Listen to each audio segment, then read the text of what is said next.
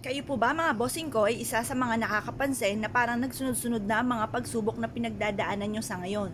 Ako po ay may share sa inyo na mainam na subukan nyo po itong gawin upang sa ganon kung ano man ang mga pagsubok na yan ay kaagad nyo itong masolusyonan. Ito pa mga bossing ko ay galing po sa gripo lamang.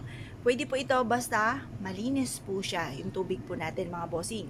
Ngayon pa mga bossing, kung meron naman kayo ng mga nanggaling na tubig ulan na malinis, na walang mga latak, okay po yun. Kung kayo po ay malapit sa dagat, kailangan malinis din po yung tubig. Or kaya po galing sa ilog, lawa, batis, balon, ayan, pwede po siya.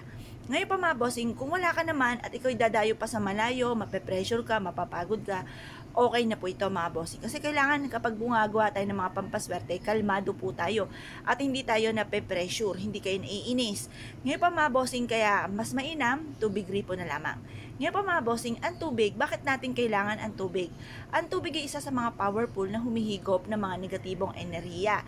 Yung mga kamalasan na yan mga bossing. At instead ng mga negatibo ay panay positibo at kayo po ay makakaramdam ng malaking magandang pagbabago na magaganap sa buhay po ninyo. Ngayon po mga bossing, ito po yung ating tubig. Sasabayan po natin ito mga bossing ko ng 10 piso na luma. Kasi dalawa yung kulay po nito. Meron po siyang silver na lining.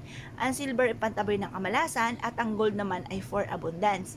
Hugasan nyo muna itong mabuti at patuyuan sa sinag po ng araw mga bossing. Ngayon pa mga bossing, mas mainam na tatapat ka sa liwanag ng sinag ng araw. Kagaya nitong aking ginagawang ito mga bossing. Pagkatapos ay magwi-wish ka na sa pamamagitan nito ay magtutuloy-tuloy na ang pasok ng swerte sa inyo or masusolusyonan ang problemang pinagdadaanan. Magkakaroon ka na negosyo na dito ka na yayaman. Depende sa gusto po ninyo. Or kaya po kasi may mga bossing ako na mayayaman pero kalusugan naman ang problema or sa kanilang pamilya or sa kanilang karelasyon. Depende sa problema po ninyo or sa mga pangarap po ninyo. Magkaroon ako ng bahay na malaki na basta sabihin niyo po kung anong gusto po ninyo. Or kaya ay magkaroon ako ng sasakyan, ng mga magagara, yung mga ganon. Or magkaroon ako ng maraming pera, makabayad na ako sa mga pagkakautang at hindi na muli ako mangungutang pa. Mag-wish po kayo ng mula sa inyo pong puso mga bossing team na panalangin. Ngayon pa mga bossing, eto pa mga bossing ko ang ating pong barya. Ilagay niyo po siya dito. At pagkatapos mga bossing, mag-wish po kayo ng mula sa inyo pong puso, team na panalangin. Sabihin nyo na lahat ng gusto po ninyo na walang gamit na sana, direct to the point mga bossing. Ngayon pa mga bossing, sabihin nyo po dito na mula ngayon ay ito'y simula na ng tagumpay ko sa buhay at kailanman ay hindi na ako mamumblema tungkol sa usapin ng pera.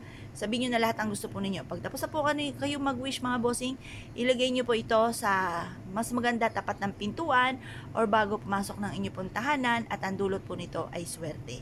Ngayon po mga bossing, basta pag ang ating tubig ay parang madumi na, itapon nyo lang po ito sa lababo, pagtapos buksan ng inyong pong gripo, linisin nyo pong mabuti itong lagayan po natin, itong ating baso.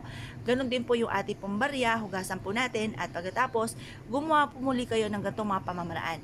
Meron akong bossing na nagpunta po dito, sabi po niya sa akin, ang pinakamaswerte na ginawa po niya, na effective po sa kanya kasi may negosyo siya na malulugi na, ay itong tubig at ganon din po ang barya.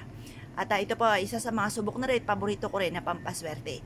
Kaya kung kayo pinaniwala at nais po itong gawin niyo po ito, basta kayo ay maglaan ng ilang minuto at kayo po ay manalangin ng team, masusolusyonan ang mga problema. Yun na po mga bossing, salamat po.